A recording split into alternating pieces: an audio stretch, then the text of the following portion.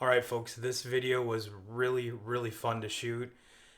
If you haven't judged by the title, it's our 52nd episode, which means we've been doing this for an entire year now. It doesn't match up calendar year wise, but episode wise, we've done 52 straight episodes. So this is a thank you to all the 2K crew, all of our fans, everyone that watches us on YouTube, everyone that listens to us on the podcast. We love all of you. It's been a wild ride the first year. Can't wait to see where this shit goes. So sit back and enjoy. We kind of reminisce a little bit, talk about our goals moving forward, as well as we do actually have some topics, of course. We talk about the DH moving to the National League in baseball. I'm going to let you in on a secret. I hate it. But I also throw some prop bets to 2Ks for the Super Bowl. And it's kind of eerie after watching the Super Bowl as opposed to the expert picks on these. So sit back, relax, and enjoy this one because this one I've been looking forward to.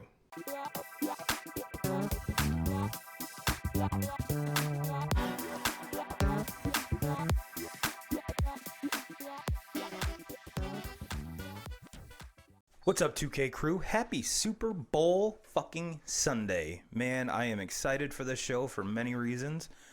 2Ks is just beside himself right now. If you can watch us on YouTube here, I did kind of rearrange the studio a little bit so you guys and gals can see us a little better. And if we bring a guest on, which we'll get into that later in the show, you'll actually be able to see 2K's face. Mm-hmm. You know, I mean, the last show we had a guest. Don't get me wrong, Corey was amazing, but it was like you were just a voice off in the distance. So, like we've told everyone from the start. We kind of do this flying by the seat of our pants, so we're trying to improve to give you guys the best content we can. So, speaking of YouTube, go ahead and subscribe, like, comment. We love hearing from you folks. And for everyone that has missed Morgan, she is in the studio today. No, I did not sell her. No, I did not give her to my girlfriend. She actually went in and got fixed on Wednesday. And as you guys can tell, I think she has made a great recovery because she is wound for fucking sound. So I guarantee you'll be hearing her thoughts on the Super Bowl as well as all the other topics that we're going to cover today. And we already threw out the YouTube hype. So iTunes, Spotify, whichever you're getting your content from, give us a 5-star review and a comment, and we'll read it on the show. All right, with that being said, speaking of the fucking show, 2Ks, this is episode 52. And for those of you that don't math well, we've been doing this for an entire year. Mm-hmm. I know calendar-wise it doesn't match up because our first one actually aired on Valentine's Day. Mm-hmm. You know, so now we're officially celebrating our podcast anniversary, if that's even a fucking word. But if not, we just made it one. So this episode, there's some things that we wanted to talk about, but I think it's going to be more of kind of an open forum. So I always hate those when it comes to editing them, but who gives a shit? Who gives a shit? It's our 1 year podcast anniversary, 2Ks. If I would have told you in the beginning we'd be doing this for an entire year, what would you have said? It's pretty crazy to me. I can remember our first one. We were doing it in my basement. And you had kitty ear I had headphones. Pink headphones on. You know, at the time, we weren't on YouTube, so nobody could see it. I think my kids were banging on the door like the whole time that we were trying to do it, and we had to stop 3 or 4 times. And but no, I've just kind of for myself speaking, I've become a lot more comfortable, talking into a mic and just if anybody that knows me knows that I'm not much of a talker. Unless he has a couple Miller Lights or Crowns. Yeah, and once I start drinking, then it opens up, but for the most part, I'm not much of a talker. So this is kind of, it's opened me up, and I've gotten a lot more comfortable talking behind it, and maybe to some people I'm annoying a lot of people. I don't know, but I think you're only annoying when you rip on Coach Izzo for the most part. Yeah, well, fuck him. And don't get me wrong, it's not annoying to me. It's just annoying to some of our listeners. Yeah, that's okay. See, Morgan agrees with you. She hates it when you talk bad about Coach Izzo. Come here. But so yeah, obviously it's Super Bowl Sunday. You're not going to hear this till Tuesday. We already gave you our thoughts. We already broke down the game. And we kind of did that on purpose, knowing that, you wouldn't hear this and our analysis would be, kind of old at that point. So the first thing that I really wanted to get kicked off is just kind of chit chat and remember, just talk about the show. I mean, we've come a long way. Like you were saying, we were in your basement. You had kitty cat ear headphones. We were sitting at a card table. Yes, we had everything on a card table, sitting on bar stools, which is the most hunched over, weird fucking feeling. And not to say that, and for everyone that, if you're listening instead of watching, and you don't want to go to YouTube, you don't want to watch the video. If you have TikTok, yes, my old ass is on TikTok. It's a lot of fucking fun. And I actually did a studio walkthrough today before you got here. So, but it's one of those things where I think both of us, when we first started out, we didn't know what the fuck we were doing. Are we masters? Do we know everything about the podcasting game? Fuck no. Do I know everything about editing and recording? Nope. Am I learning? Sure. But I think because you and I had talked about doing this for years, and looking back at it, had we started years ago, we'd have, a shit ton more followers. Not to say that the followers we have now are bad, because we have the 2K crew there's some of the most entertaining, and oddly enough, the people that I never thought would be really big sports fans are huge sports fans. And it's kind of cool to see their fandom, how, where, especially, if they're not from Marcellus, we haven't known them for a while. So it's been really neat. And then the fantasy football league. So it's been quite a wild ride so far. Yeah. And when we first started doing this, we would maybe get, 1-2 posts a week, on our Facebook page. And now it seems like 15-20 a day. Yeah. I mean, it's nonstop. And just here in the last 2 or 3 months, we've had some really good material on there and some really good arguments and some really good debating and that's what that's what the group's for. Yeah, and one thing I also really like about the page too is there's not a lot of negativity. You don't have to agree with what everybody says on there, but I don't want on that page is a bunch of trolls that are just complaining and turning everything into an argument. And there was one individual that I did have to kick out of the group. But we have almost 300 people in the group. Yeah, you're gonna have that. Yeah, and the thing with sports and what makes it so fun and doing this is everybody has their own opinion. Yeah, and it's okay to have your opinion, and it's okay to voice your opinion. And you don't have to agree with what everybody says, and that's what makes it fun is that you can debate and go back and forth. Absolutely. But you don't have to get personal with it. There's absolutely no need for any to be, just for lack of a better term, mean. We don't need to be mean on the page. Nope. Just voice your opinion. And argue it back and forth and debate it, and that's what makes this fun. Yeah, and but getting back to what I was saying about starting out is that I know for me there was too much of the unknown. I think that pushed us off, and then it started with, I don't even know anything about microphones. I don't know anything about cameras here. I don't know anything about lighting. I don't know anything about editing. And that I think that's what holds people up from doing, or at least starting what we did. And yes, I spent hours and hours and hours on YouTube trying to figure this shit out. Now, have I figured it out completely? Like I said, absolutely not. This is a work in progress, and we're only going to get better. And one of the cool things was that my sister-in-law, Melissa, she started a job where she was driving a lot, and she binge listened I don't know how, like 20 or 25 episodes in like a week. And one of the greatest compliments that I've received, and it's not just been from her, it's from other people too, is it's neat to see where you guys came from to where you are now, how, the banter between us has gotten better. Our confidence and just like you said, talking into a microphone and getting used to everything. She's like, it's really cool to see the progression, which is awesome, And yeah, just looking back over the whole year, has there been one episode that kind of stands out for you? Probably my all-time favorite episode that we did was when we had Denny Small on, Yes. and we did that. Not necessarily an MLB draft, but we all-time draft, but we just kind of picked our top 5 at every position, and we kind of covered 3 different generations throughout that entire thing. I mean, there's some players that we listed that obviously were on all 3 of us had them written down, but then a lot of my players that I had are active players now, and it's kind of a little bit the same with you, but you were in a generation, you had a generation that was kind of before me. And then Denny, obviously, he was the old man here, right. And he named off a lot of players that I've heard of, but I never got the chance to watch them, so.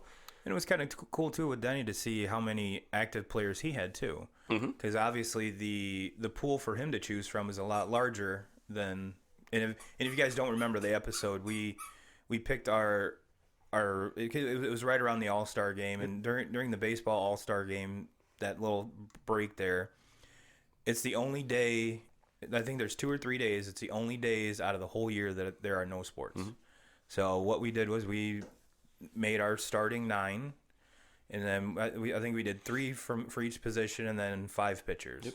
And it wasn't like the snake style draft like we did with the NFL and in the NBA. It was just we put our list together, and then we would go position by position. And it was actually a very cool episode. And Denny is a wealth of knowledge when it comes to baseball, and he's probably forgot more than you and I know. So getting someone like that in is awesome. It was also really cool when we brought Jake in to do the Masters, which I've talked to Jake, and he is single again, so he has plenty of time to do the podcast now. So yeah, yes, sounds good. That was a really good time having him. He's already asked if he could come back on, and I was like, you don't need to ask. I was already planning on it. And if you remember last year, I wanted you on every fucking at least every major. Yeah, every major, and we tried, and now he doesn't even have he doesn't have an excuse because now he can call in. Yeah, absolutely. So Jake, no more fucking excuses. You can't do it. You can't do it. And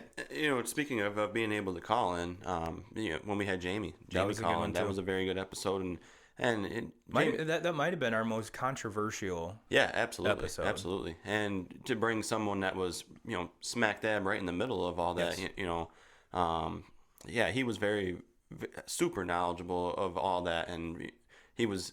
And that was the first time that we had someone call in, and I thought that went really, really smooth. I was shocked at how smooth it was, how easy it was, and the sound quality and everything wasn't. I thought it went really well. Yeah, and I think if I remember right, at the time Jamie was driving. Yeah, he was driving while he was doing that. He was driving and hands free, of course. We're, here at the 2K crew, the 2K crew, we're all about safety. Absolutely. So it's one of those do as we say, not as we do type thing. But yeah, so it's been a wild ride. I can't wait to see what year 2 brings.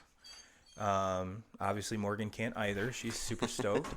And so I think that you and I kind of talked about this before we recorded, is that one of the things that we're trying to do, if we had a year 2 goal, is to bring more guests on. I know that you and I think we do provide a pretty comical, to the point, we're not yelling like Stephen A. and Skip Bayless, which that's one thing I refuse to do because I think it's ridiculous. Yeah. But yeah, it's always fresh. It's always to get someone else's opinion on things. Maybe they, like take basketball for instance. I'm not a huge NBA guy. You're a little bit bigger NBA guy than I am, and unbeknownst to me, that's in Christian's wheelhouse. Yes. Yep. I know I feel like we had really, really good basketball talks when we had Christian on, and if we wouldn't have had Christian at that time, I think it might have been a little bit flat with just the two of us because we're really not big NBA fans. So yeah, I'll be the first to admit. Now, about this time of year, like the last probably 3 weeks, it's been NCAA basketball, and I have a feeling that's what we're going to tackle next week. And I know I'm throwing this out there. We didn't even talk about it. I'd really like to break down the Big Ten because, wow, that they are beating the shit out of each other. And just to kind of, Michigan had a big win yesterday. Yeah, and Michigan State gets taken out by Wisconsin. I mean, and that's been the entire season for the Big Ten. I mean, it seems like all the Big Ten teams cruised until conference play, and now it's just, I mean, they're bludgeoning each other to death. So we'll get more into that next week, kind of a little teaser. But so yeah, that I've got some great ideas going forward, and especially now that we have a year under our belt, we've tried a lot of things, and now we know what kind of things work and what doesn't. So it's an ever evolving process. It always will be, but it's been a lot of fun. I look forward to our recording every week, and the nerd in me looks forward to editing everything every week, even though it can. Now the audio is easy. I can, because I'm not that type of editor where I take out all the ums and ands and shit like that. That's just not me. I want what we lay down to be that. Yeah. I want it to be original. I want it to be uncut. Granted, we have had some like technical issues, some computer issues and shit like that, where I have had to do that. But that's not my goal. Yeah. And that part takes me 10 minutes to edit. It's easy. Now, where it's getting a little more complicated is the video portion, which I'm getting a little bit better at. And now, especially with the camera that we have, as opposed to recording on my iPad, so much easier. So it's been, like I said, it's been an adventure. I can't wait to see what not only next year brings, but the years after that, because we're not stopping, folks. We're not stopping. You can stop listening, but we're still going to do it because I have a shit ton of fun. So jumping off on the actual first topic of the day, and this is one that's kind of close to my heart because I consider myself a baseball purist. I really do. I was the one that was against and it might sound simple and just stupid, but the not throwing the 4 pitches on an intentional walk. I don't like it, but then again, since it's been initiated, I kind of forgot about it. Yeah. They're all these little, changes and nuances. How we even talked about the stealing first, which I think is absolutely ridiculous. I think we both did. Yeah. But this one here, it's been talked about for years, and it's bringing the DH to the National League. Now, like I said, I love the fact that it takes a different manager, a different type of manager, a different type of strategy to manage an NL team as opposed to an AL team. With the double switches. Hell, we've seen, was it Madden for the longest time would bat as pitchers 8 instead of 9th. Yep. I think it's more of it's more of a finesse game rather than just a pound game, where the American League is more traditionally. I'm sure you can make an argument there's a team here, team here that doesn't fit this mold. But I'm just saying overall. Generally you see more home runs in the American League. You have, it's like the hitters are, shined on in the American League, whereas the pitchers normally get to be shined on in the National League. And yeah, like I said, they're trying to do this for 2021, if I believe. Yep. And like I said, I baseball, the game that I fell in love with when I was 8 or 9 years old, or probably even before that, that's the game that I want to enjoy. Now, I'm going to put this out there, and then we're going to give you some pros and cons of this possible change. I think that baseball is getting there in efforts to get more fans, newer fans. They might end up losing the fans that they've had. Yep. So is it going to increase watch time? Are you going to get more people in the stands? I think if you go too extreme, you're just going to trade one for the other. And that's pretty much not the purpose. You're trying to add on what you already have. I mean, it's a business. You're trying to make money. You're trying to sell tickets. You're trying to sell concessions. Yep. If you're pissing off your core fans and they leave just to bring in new ones, seems kind of silly to me.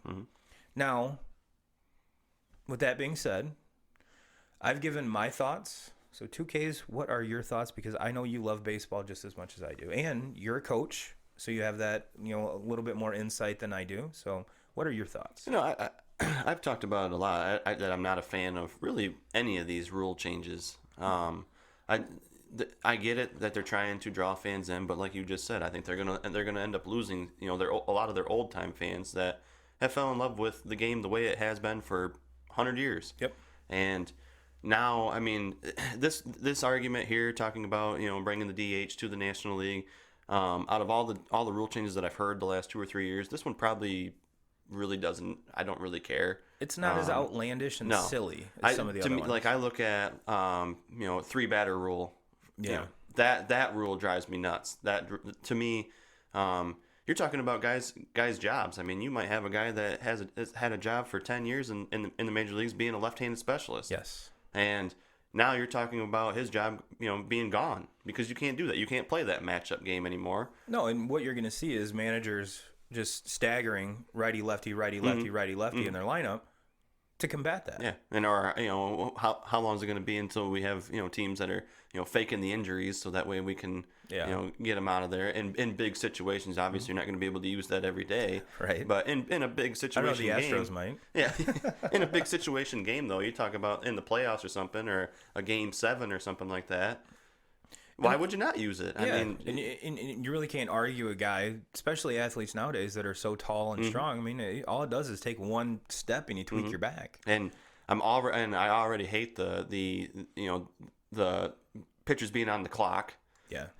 I can't stand that. What was it, like 3 or 4 years ago when they went to the batters, not being able to have to keep their foot in the box at all times, which, They brought that rule into effect, and you still see batters foul pitches off, and they walk around, in the box. I look back at all the years watching the Tigers with Victor Martinez. Oh yeah, he'd turn into a minute before he would get back in the box. Yeah.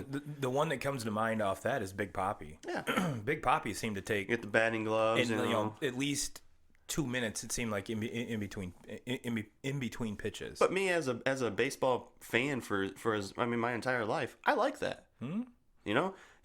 Nomar pitchers already have the advantage. Yeah, I mean, we're talking if you're getting a hit 30% of the time, you're a Hall of Famer. Yep. So you already know pitchers have the advantage there. Mm-hmm. So for a batter to be able to take his time and this is just pissing that pitcher off out there, having to stand there and wait, because most pitchers, especially starting pitchers, they want to get into a routine and they want to go and they want to quick pitch you and especially if everything's rolling for them really well, they want to be able to go.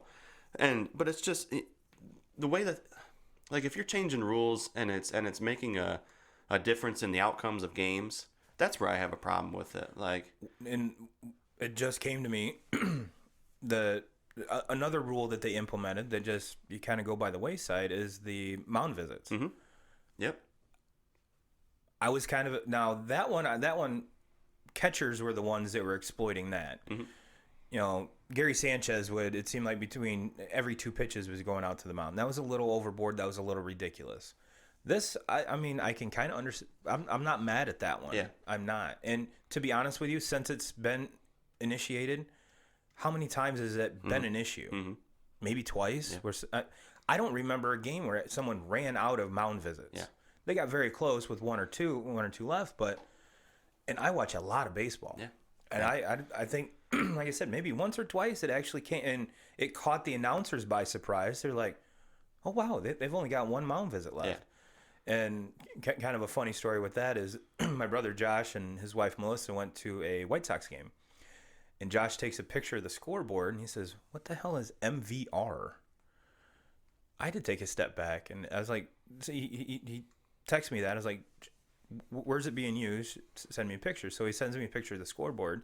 It said MVR like 5, MVR 4. Mm-hmm. Mound visits remaining. Mm-hmm. There we go. There we go. So, yeah, and another a rule that irritates me now is bringing the replay into it. If you want, it's not that I'm against the replay. What I'm against is these managers that are holding the hand up, waiting for everybody up in the booth to watch it and see if we're going to use if we should use the replay. If it was, if there's a bang bang play and you say, hey, I want that reviewed, you don't know for a fact that you're going to be right on it. I'm okay with it, but when you can actually stand there and stop the game and hold your hand up and be like, hold on now, I want to get another angle on it before I make this. That irritates me too. I like the fact that that there was missed calls. I mean, there's talk now of how long is it going to be until we have basically a robot umpire for behind the plate.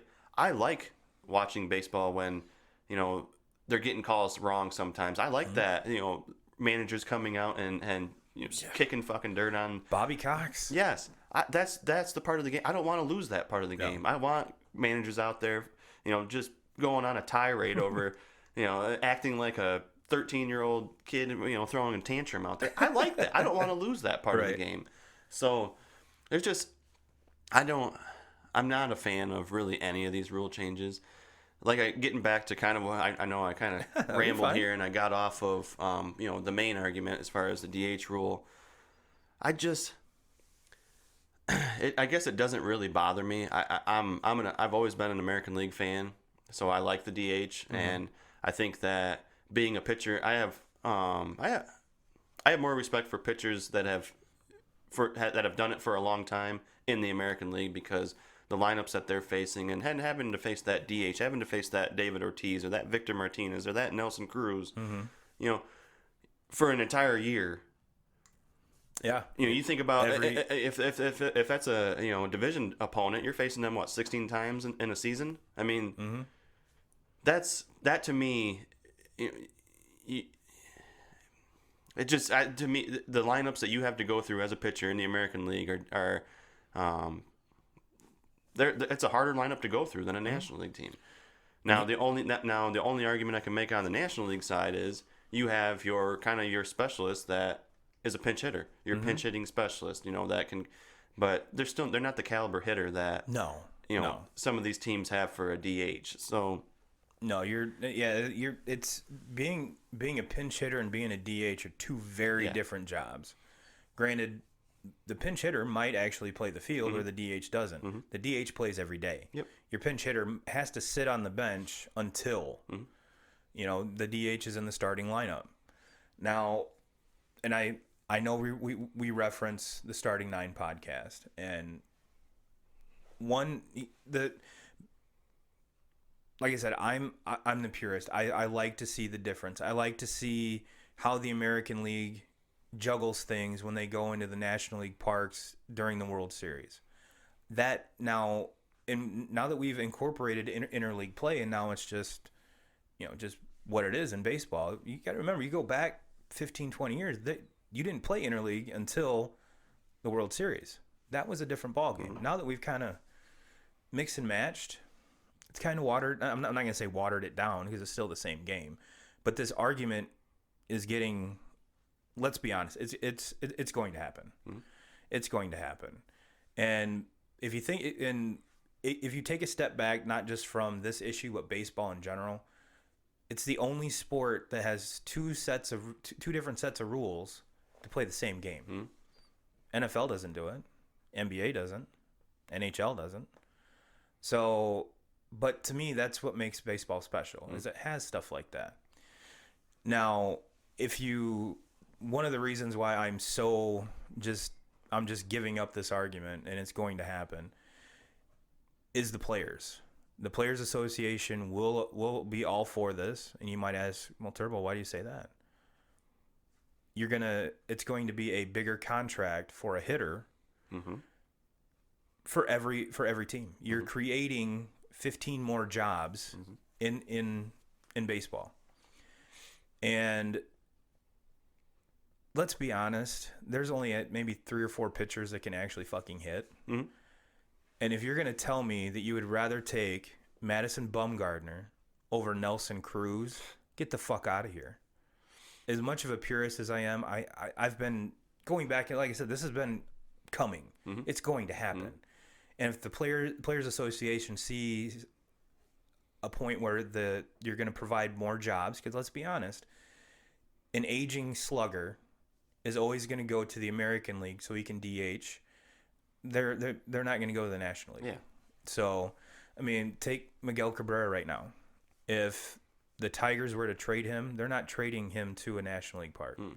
They're trading him to an American League team, because until even if he comes out this year and plays 162 games, which we all know he won't, at first, it's that the length of the contract where towards the end, hell, take Victor Martinez is a perfect example. He was a great catcher. Actually played some first for the Tigers, but towards the end of his career was a DH. That's what he did. Yep. If you give opportunities for players like that all across the league to extend a slugger's career and it might even come down to it that out of college, because I'm not 100% sure. There's some colleges that have a DH, some don't. Mm-hmm. But if the DH goes through, I have a feeling it's going to go from the major leagues all the way down. I mean, you're probably going to look at in a number of years in high school, pitchers aren't going to hit. Mm-hmm. Why? Because you're set. It's high school might be a little, a little too far, but at least in college, pitchers aren't going to hit. Yeah. Why? Because you're wasting time. They're not going to do it in the show, whether that's whatever division or level they're at. They're just not going to do it. Mm-hmm. You might actually see within 3 or 4 or 5 years, 10 years, players going up just hitters that don't field. They're specialists. Mm-hmm. And whereas what you might say, well, Turbo, that's a ridiculous argument. No, it's not. Pitchers are specialists. Yeah. First basemen aren't really specialists. Fielders can. It takes a special person to play first base. I get it. You're not going to put Pedroia over there at first. Could he do it? Absolutely. Is he the prototypical first baseman? No. And that could be me just spiraling things out of control irrationally. But I think that's where but when this happens, the trickle down I think is going to be the curious part. Mm-hmm. Because, like I said, their pitchers don't hit anymore. To see it in high school, it might take a little while, maybe, like I said, 5-10 years. But yeah, and going back to the Players Association, you're telling me that my $30 million pitcher doesn't have to get in the box and potentially get hurt? Hell, look at Adam Wainwright. Mm-hmm. Tore his Achilles coming out of the box after a shitty bunt. You're taking all that out. So you're protecting your investment more. Yep. You're adding more revenue and jobs. I don't care what business you're in. That's a good thing going forward. Mm-hmm. And unfortunately, I think purists like me are just going to have to take a back seat and just be like, well, let's enjoy it. Yeah. But yeah, I can see both sides. Yeah. Is what I'm trying to say. And will it increase runs? Yeah, I really do. Mm-hmm. Well, and you can't really say it'll increase strikeouts, because even though your DH is going to strike out, especially this day and age, your pitcher is going to strike out even more. Mm-hmm. And I think you'll get away from people bunting more, and at least from the pitcher spot anyway. Mm-hmm. So, but it's going to force pitchers to, like the National League, you're not going to get that one dude that you're just going to carve up. Mm-hmm. Yep. So, like I said, this one's good. This rule, I can see both sides. I still don't like it because I don't like change. I don't like change. I'm the same way. It's the game has been played a certain way for a certain amount of time, and now they're trying to change all that, and I don't like it. And that's just the way it is. And Major League Baseball probably doesn't give a fuck what 2K thinks, but I'm going to tell you, I don't like it. And once this rule goes through and you go 10 years down the road and you show a high school ball player, Madison Bumgarner going deep, Jake Arrieta, mm-hmm. any of these pitchers that actually can hit, Dontrelle Willis. If the D-Train... Oh, D-Train. I have a feeling if you put him out there in the outfield, he's batting you probably a career 289. Mm-hmm. But if you show kids on YouTube these games where pitchers hit, they'd be like, why are pitchers hitting? Yeah. They're supposed to throw the ball, not hit the ball. And even with the rule change, like there's still going to be, and you add the DH to the National League, there's still going to be teams that maybe will use that DH on their second baseman. I mean, if you have a pitcher like D-Train who could fucking hit you, who can hit some bombs occasionally, mm-hmm. and you don't like that matchup with, there's a lot of second basemen in the Major League Baseball that can't hit worth a shit either. Yeah. And they bat in the 8 spot. Yeah. And so my thing is, some of these pitchers that have been playing for a long time that have been hitting, that are, have a little bit of success, maybe you use the DH on a second baseman. I mean, that's... And, it goes like coaches like, Madden. He would be a coach that would do that. Mm-hmm. And his thought process and everything behind it would be so locked down. We would be like, oh, no shit. Yeah, okay. That makes sense. But a lot of quote unquote, sabermetrics and all this other bullshit, be like, what the fuck is he doing? He's stupid. So. But so another thing about the whole DH thing that bothers me too is I really enjoy like the Joe Madden managers in the National League that pull these double switches and and are able to puts the pitcher in left field and then brings him back in. Yes, I mean, and they're able to finagle themselves through through a game. Like that's watching managing at its finest. It's an art form. Yes, that's the stuff. I don't want to lose that. I don't want to lose that part of the game. And I know that we are. I mean, it's going to happen. Well, I mean, Madden's in the American League now. Yeah. So yep. So like I said, 2K Crew. That's in my opinion, it's a done deal. 2021, this is going to happen. Yep. Does it have the turbo seal of approval? No. But it's not. But like I said earlier, it's not a rule that's going to make me like stop watching baseball. Obviously, like if we have guys stealing first base, I might just turn the TV off and be like, you know what, this is fucking stupid, Mr. Manfred. I'm done. I'm done with your shit. Like, once you bring the reins back in and give me my game back, then I'll tune in. So I that's one of the things that I wanted to get out there first and foremost. But I did want to take, since we're doing a little bit different show today, we talked about some of the action in the 2K Crew group, and I posted a poll, since it is Super Bowl Sunday. Posted a poll, and I'm great with words in this one. Who wins? Post your score in the comments.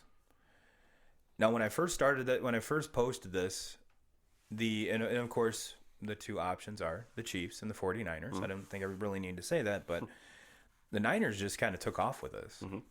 And I was the only one that had voted for the Chiefs. Let me read just some of the score. And when there's actually quite a lengthy breakdown by Cody. And so the vote as of right now is 24 for the Niners, 19 for the Chiefs. So it's a little closer than what it started out to be. But we got Sam Bridges saying the Niners 38-35, Josh Jager, Chiefs 34-27, Michael Bradley, Niners 33-17, Jim Harvey, Chiefs 28-24. That's a low score. Joe Heron, Niners 31-27. Keith 49ers 34-17. And Tizzy K. Bryan, Chiefs quarterback, takes MVP, Chiefs by 13. So he kind of cheated and didn't give us a score. He gave us a spread. That's all right. Your dad, Papa 2K's 49ers 35-27. Darcy agrees. Corey, our boy from a couple weeks ago, Niners 34, Chiefs 20. Mr. Franklin, Niners 46-21. Ed Asmus, Kansas City 27, San Francisco 20. I posted mine, KC 35, San Fran 28. Adam, KC 45, Niners 27. Greg Shelton, Niners 27-20. Walt Franzak, KC 38, Niners 17. And we got a couple more. Jack Eggleston 31-21 Niners. Lucas Bishop 49ers 24-21. Our boy Andy, Chiefs 41-34. So here's your boy Cody Braisman. Did you read this? I think I probably did. He says 49-30 Kansas City. I wish 49ers take it, but I think KC has way too much speed. The Niners defense is fast up front and older and slower on the back end. With the backs the Chiefs have, I don't think the pass rush will be that big of a factor. Is Sherman going to follow Tyreek? Are they going to double him and leave Watkins, Thompson, and Hardman singled? I see a lot of zone being played and Mahomes picking them apart. So if you want your Super Bowl analysis, contact Cody Braisman on Facebook. Yeah, I'm and all of that coming from a Jets fan. Yeah, I'm gonna disagree with that one though.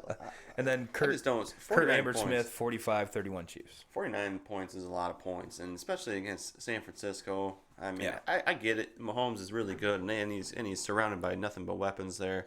But have you seen that fucking pass rush, Cody? Like, yeah. I mean, he's calling you out, Cody. Just so you know. Yeah, and I don't think that.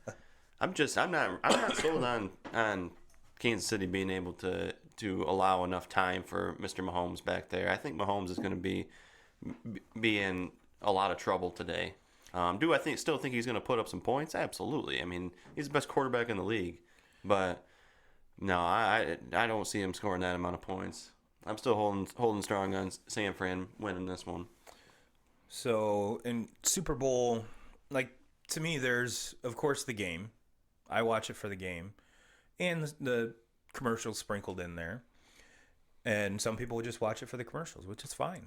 A lot of the last couple years, there's been like one or two that stand out. The rest of them just like, what the fuck was that? And from what I've been reading, there's going to be a lot of those what the fucks. But I always like to take a look at the prop bets. And for those of you that are not gamblers, prop bets are, because you can bet on a game, bet who wins with, or you can take the spread, which I think it's been bouncing between 1 and 1.5 points. And it's Kansas City's favored, but you can throw you can take the over under.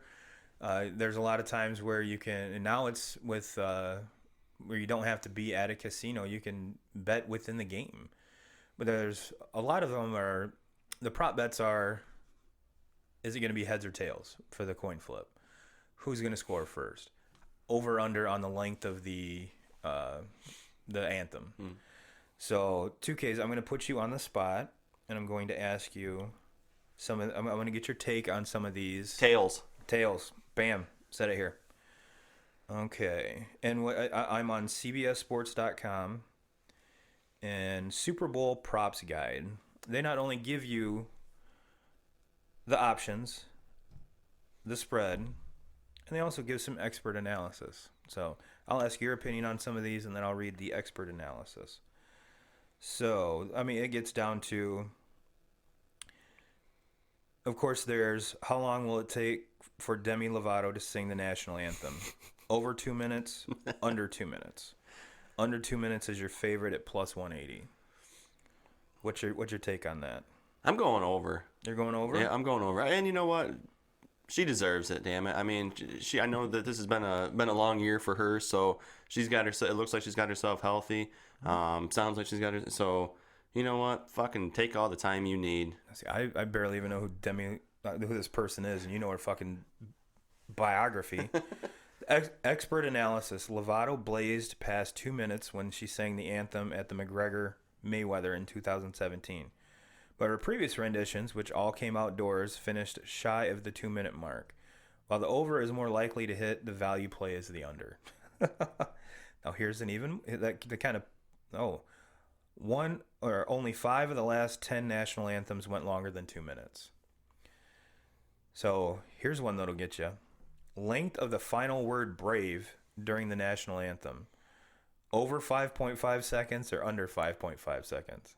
Over. I mean, she's going over the 2 minutes, so she's going over on this also. Like, this is the Super Bowl. This is the biggest sporting event of the year. Like, well, and if you think about it this way, there's probably never more people with their eyes only on her. Yeah. If I was able to do to sing the national anthem for the Super Bowl, like I would definitely go take the over on this. Like, I think that might end up sounding more like Carl Lewis doing it than Demi Lovato, but.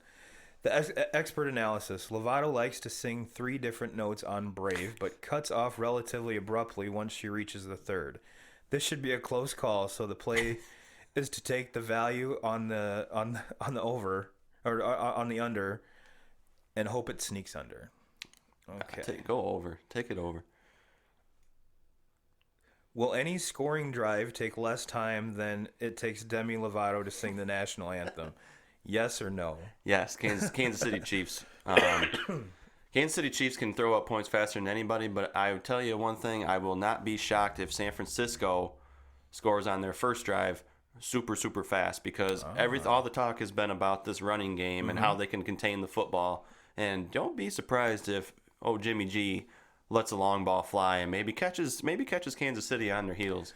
Well, the expert analysis here says both these offenses proved able to score quickly during the regular season, with each logging 20 scoring drives of less than 2 minutes.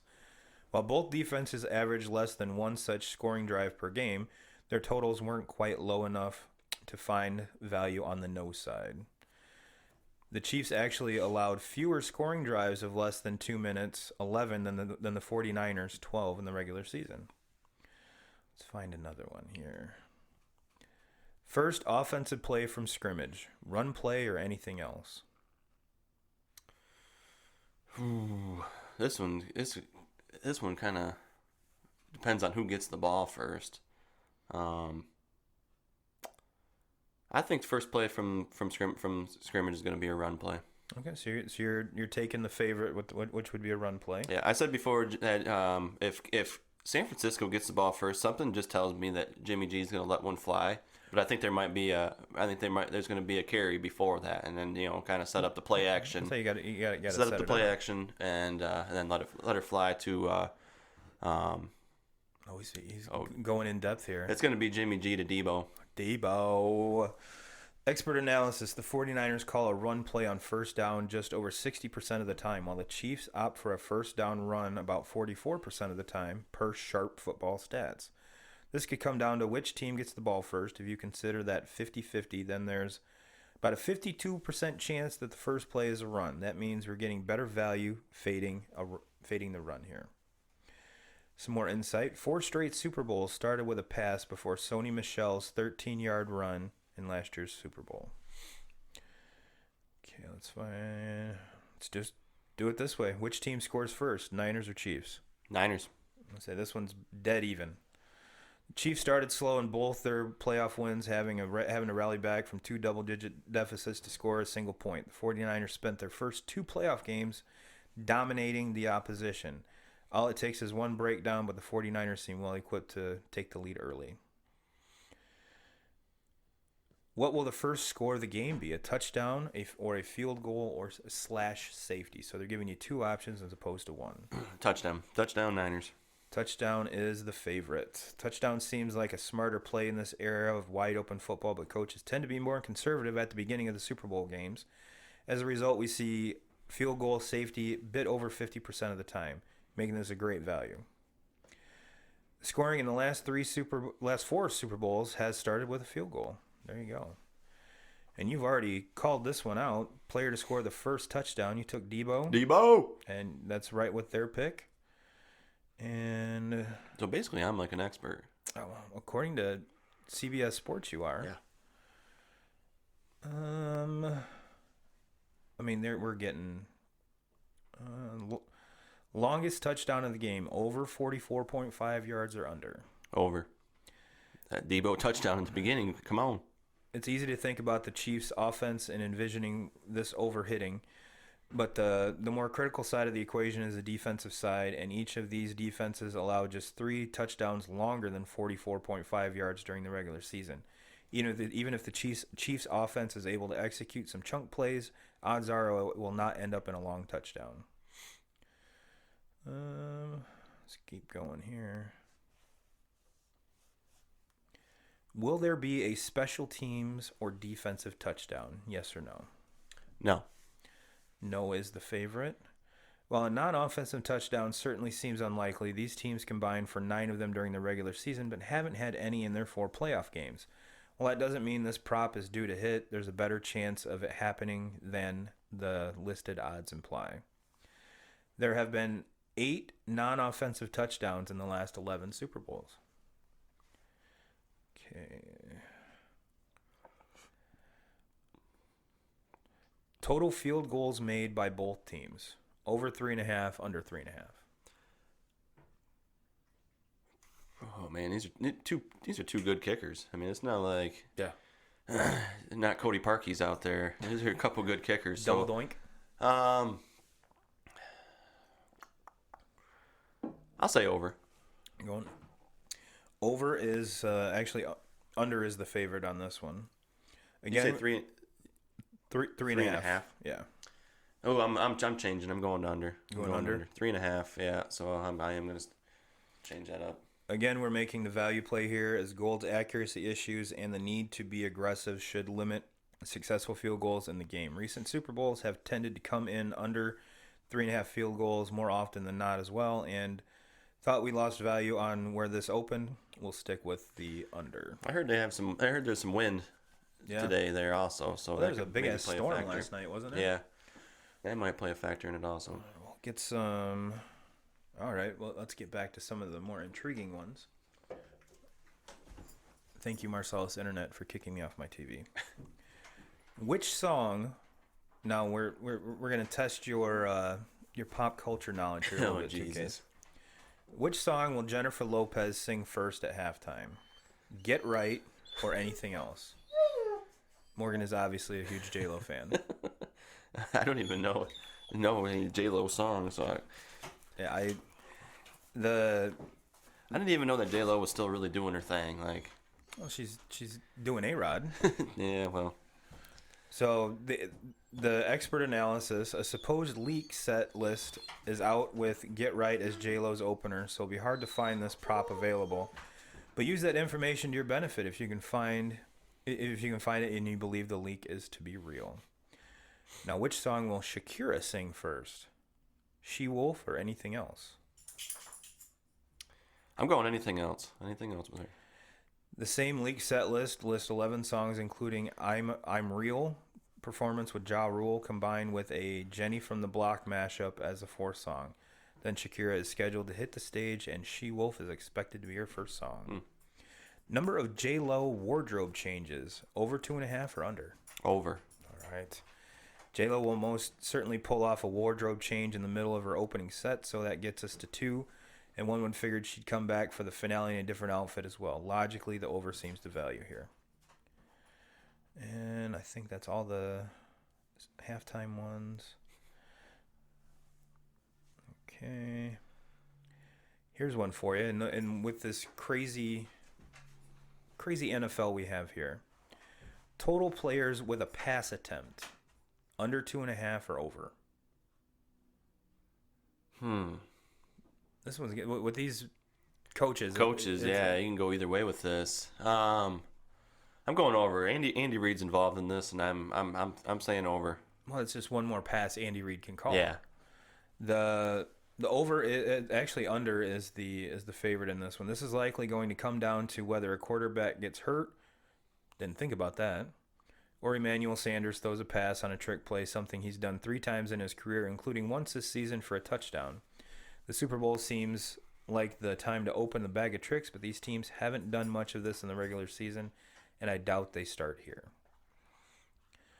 That's just not any fun. No, I think we both can agree the last thing we want to see is either one of these quarterbacks hurt and they have to bring it back absolutely, up. Absolutely. No, but no, I think with Andy Reid involved, something's got to be. I look back at like the Eagles and the Patriots game, with Foles catching the touchdown pass. Something. You've had 2 weeks to prepare for this. You got to have some kind of hot calls in there that are. Yeah, I mean, look at all during the bowl season. I know the bowl season you had a lot more time to prepare for this, but look how many trick and gadget plays we saw there. Yeah. Oh yeah, and I mean like you've had an extra week to prepare for this game. Like I'm sure that these coaches, these players have watched every bit of game film on. Oh yeah. On both sides, and they broke down players' tendencies, and I mean they know what could work and in the right situation. And it won't shock me to see a team fake a field goal, fake a punt. Well, you already talked about the Eagles with theirs. Sean Payton calling that onside kick has got to be biggest set of balls I've ever seen to start the second half. Yeah. And that play set the tone for the whole second half. So I'm just saying it could happen. Let's get a couple more of these in here. Patrick Mahomes passing yards over 305.5 or under? Over. The under is the play here. Mahomes topped this total in 5 straight games to open the year, but he's gone over it in just 3 of his last 9 games, including the playoffs. The Niners have allowed this to go over 4 times all year, so the odds of this one falling short is correct. Now, what my take on this one is, I think they're gonna make Mahomes throw to win. Mm-hmm. Granted, and I think the Chiefs are gonna be chasing. Yeah. That's why I go over. And let's be realistic. When Kansas City started running the ball with my boy, that opened up the whole offense. So, especially as good a defense as the Niners have, shut the fucking run down. Mm-hmm. And then I know you're kind of poking the bear at this point and making Mahomes beat you through the air, which is what he's really good at. But it's just, to me, anytime you can make anyone, I don't care what sport it is, one-dimensional, you have the advantage. Oh, yeah. So I think that's why the under's the play, or at least odds-wise is the play. Let's get to Garoppolo passing yards, over 239.5 or under? Over. The under is the play on this one too. The Niners want to control possession by running the ball as much as possible. Even if they fall behind, there's no guarantee Garoppolo tops this total. He topped this number in just one of the team's 3 losses this year. Yeah, to me, Garoppolo. The reason why I pick over on that is, they've. I mean, they had their way with the Vikings. They had their way with the Packers. Like, they've been able to just run the football because they've gotten off to such a big lead, and then either Vikings or Packers could score to even make it any bit of a game.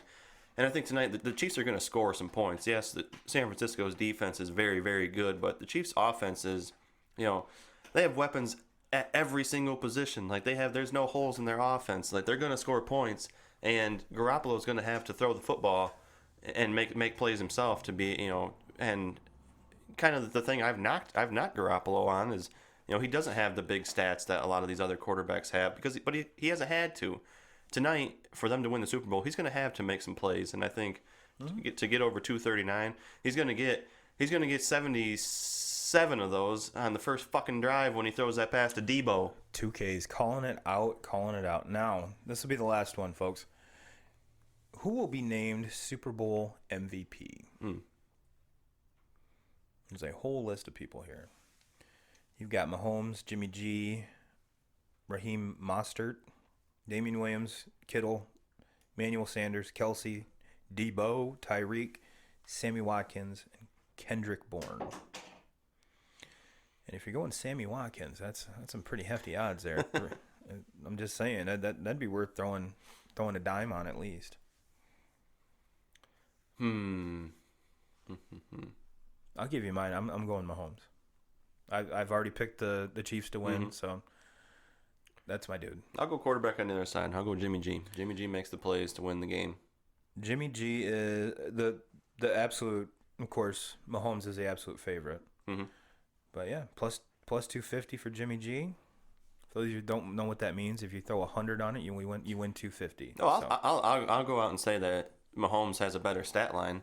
Yeah. At the end of the night, but Jimmy G wins the game and also has a very good stat line, and that's the reason why I'm picking him as my MVP. All right, well there you are, 2K crew. We're obviously encouraging you to gamble, which, you know what? If you actually do get into these prop bets and you actually do take some of the knowledge bombs that 2Ks did drop, send them a little piece of it. Send them a little taste. Send them a little taste. That's all I'm saying. Give your boy some credit. All right. Well, we're about at that hour mark, 2Ks. I think it's been a really cool show. Yeah. I think we've, in normal 2K crew fashion, we talked about some serious shit and we talked about some dumb shit. So we got to keep it entertaining. And if I'm always curious to see, and we also tested your pop culture knowledge, which I'm glad I asked you and didn't have to actually answer because I didn't fucking know either.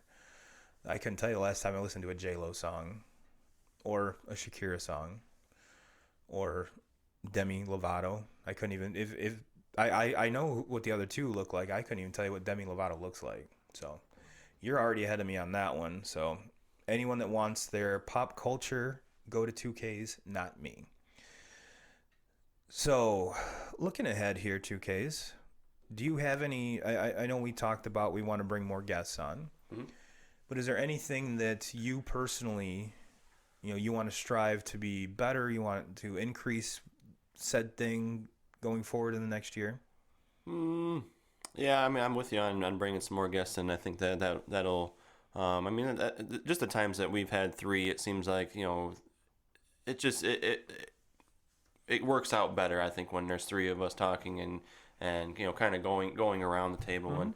And we've been very fortunate that every single person that we've had come on here with has been very good. We really can't. Christian's marginal. Yeah, I mean, if we could get him to stop screaming into the fucking mic and actually talk into it and not do this all the time and do this, if he actually talks into it, that usually helps. It usually helps. But I mean, as far as his insight and me absolutely. and it's very good. And me and him, getting to argue back and forth. I like arguing with him.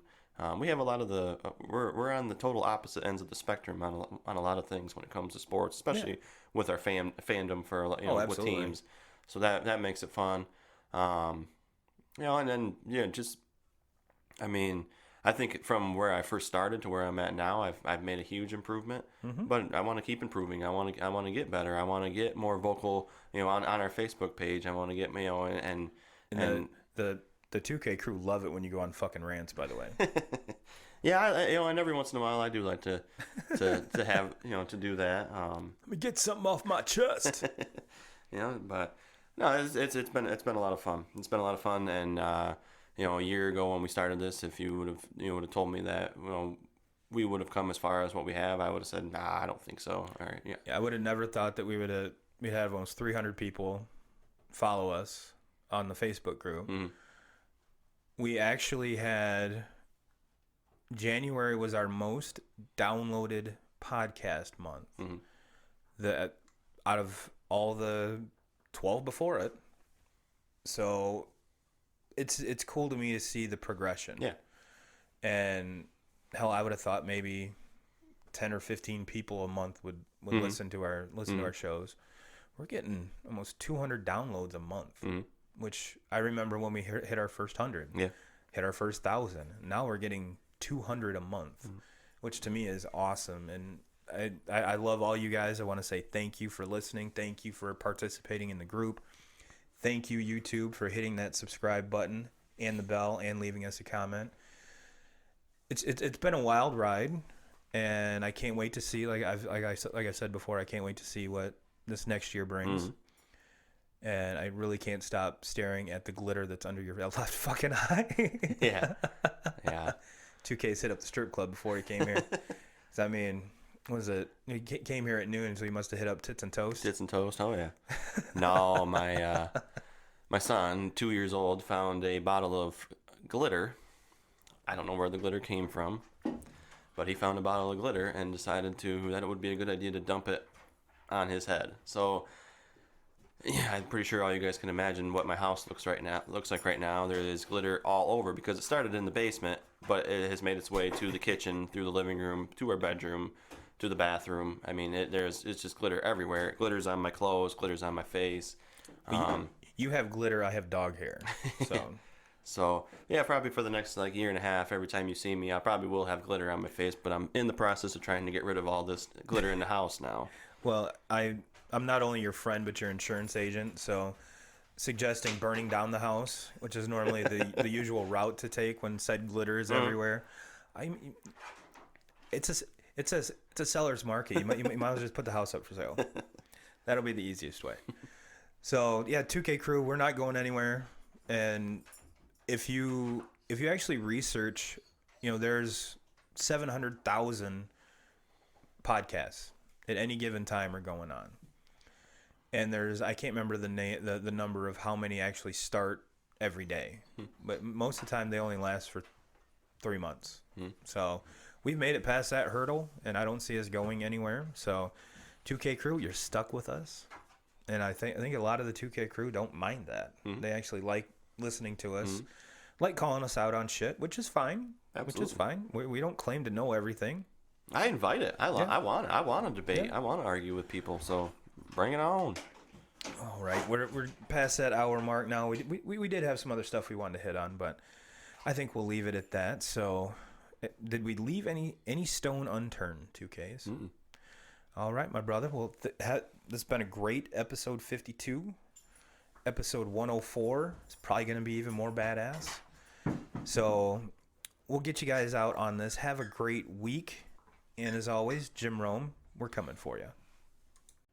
Again, I want to say thank you for everyone. This journey's been absolutely amazing. I can't wait to see where this takes us for the years to come, because we're in it for the long haul, and we can't be more excited. So we want to see you guys in the next video. So click right here to watch another one, and make sure to click right here, somewhere in here, to subscribe. And we will see you in the next one.